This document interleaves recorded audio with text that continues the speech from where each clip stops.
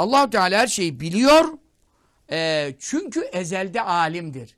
Ezelde her şeyi bildiği için şu anda da ne olmuş onu olmuş biliyor. Ne olacak onu olacak biliyor. Ne olmayacak onu olmayacak biliyor. Anladın mı?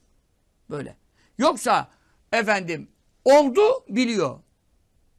Olacak mı olmayacak bilmiyor. Kimle evleneceğim ne bilsin. Bu şirktir. Bu şirktir. İşte ezeldeki ilmi kabul etmeyen Müslüman olamaz. Çünkü her şeyi ezelde bilmediği zaman senin benim gibi Allah da fikir değiştirir. Haşa, ilim değiştirir. Yenilige mahal, haşa zatı sıfatı, hudüse, intikale, hulüle, teceddüde asla mahal olamaz zatı ve sıfatları. Ondan sonra ne olacak? Böyle düşünüyordu. Sonra fikir değiştirdi. Bilmem ne bunlar. Şia'nın itikadında da var. Mutezile'nin itikadında da var. Rafiziyle Şia'nın onu diyor.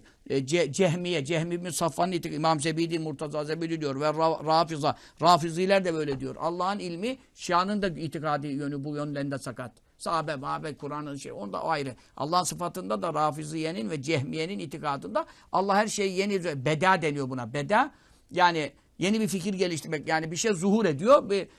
O zuhur eden olaylara göre, gelişen olaylara göre Allah Teala da fikrini değiştiriyormuş haşa falan. O zaman yarattığı kullarından ne farkı kaldı? Haşa ve kella. O ezelden bilmese, ondan sonra ezelden bilmeyen, evvelden bilmeyen ona göre tedbirini alamaz. Tabii ki tedbirini alamaz. Ondan sonra yanılır. Bildiği boşa çıkar. Ondan sonra başka bir olay gelişir. Vay bu benim düşmanımmış bilmem ne. Ben bunu iyilik yapacaktım keseyim falan. Bu bizim iş yaptığımız işler. Bu bize mahsus işler. Allah'ta bunlar olur mu? Zatında sıfatlarında haşa bunlar mevzu bahis olabilir mi?